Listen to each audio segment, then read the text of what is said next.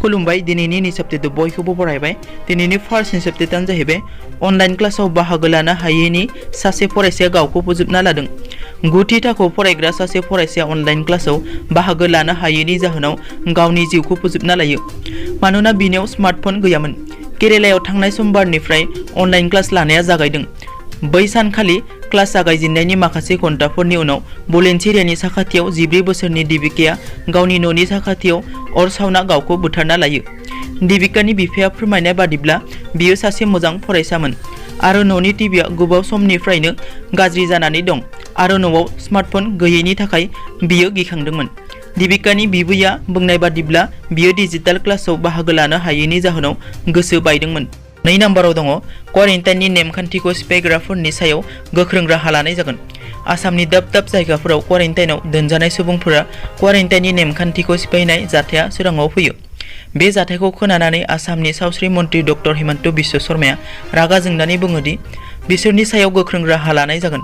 मन्त्रि शर्माया खौरांगिरिजों मोगा-मोगि जानानै बुङो दि खायफा मानसिफोरा क्वारेन्टाइननि नेमखान्थिखौ मानिनो गोब्राब मोननानै नेमखान्थिखौ सिफायगासिनो। जों बिसोरनि सायाव गोख्रों राहा लानाय जागोन आरो बिसोरनि सायाव गसर थिसनगोन जाहाथे बिसोर जोंजों आरोबाव मास मोनथाम एबा मोनब्रै थालाङो। 3 नम्बराव दङ एचएस आनजादनि फिथाइखौ जुननि 25 खालार खालि फोसावगोन। एएचएसइ जों खुंजानाय देग्लायनि एचएस एबा थाखो 12 नि आनजादनि फिथाइखौ जुन दाननि 25 खालार खालि फोसावनो थांखि लाबाय। मख'नो गोनांदि कर'नानि थाखाय बे बोसोराव गोबां आनजादनि फिथाइखौ फोसावनाय जायाखैमोन।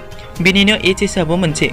खौराङाव फोसावनाय बादिब्ला एएचएसइआ आर्ट, साइन्स आरो कमार्स स्ट्रिम गासैखौबो जुननि 25 खालार खालि फोसावगोन।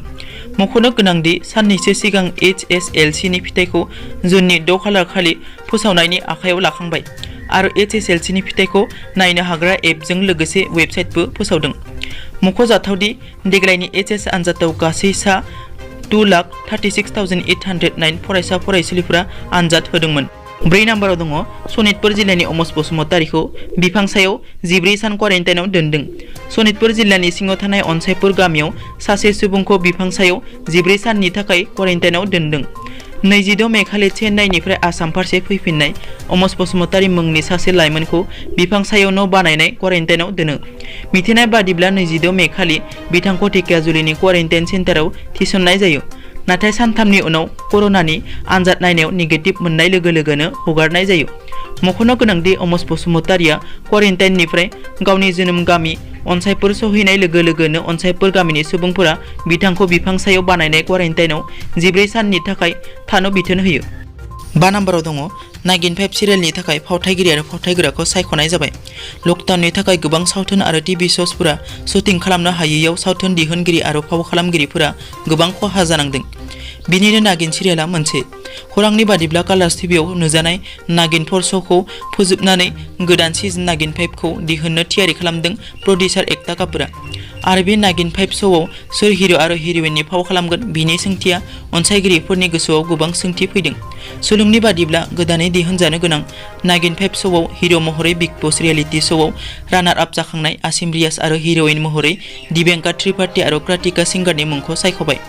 मख'नो गोनांदि सिजन 4आ टिआरपिनि चार्टआव मोजां दिन्थिनो हायैनि जाहोनाव कालार्स चेनेलआ प्रडिउसार एकता कापुरजों रायलायना बन्द खालामनो थि खालामो। 6 नम्बराव दङ खेल रत्न बान्थानि थाखाय रानी रामपालनि मुंखौ दैथायहरबाय। हकी इन्डियाया भारतनि आइजो हकी हानजानि केप्टेन रानी रामपालनि मुंखौ देग्लायनि राजीव गान्धी बान्थानि थाखाय सायख'दों। भारतनि हकी हानजानि केप्टेन रानी रामपालनि दैदेननायाव भारतनि हानजाया आइजो एशिया काप 2017 आव जारिमिनारि देरहानो हादोंमोन।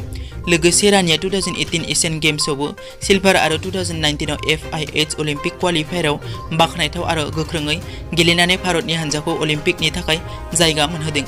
रानी रामपालआ वर्ल्ड गेम्स एथलीट अफ द इयार बान्थाबो मोननो हाखांबाय। बेजों लोगोसेनो बियो 2016 आव अर्जुन बान्था आरो 2020 आव पद्मश्री बान्था मोननो हाखांबाय। दिनैनि निउस आपडेटआ एसेनोसै। नोंथांमोना जुदि आंनि चेनेलखौ दासिमबो साबस्क्राइब खालामाखै अन्नानै साबस्क्राइब खालाम। गोजोन्थों।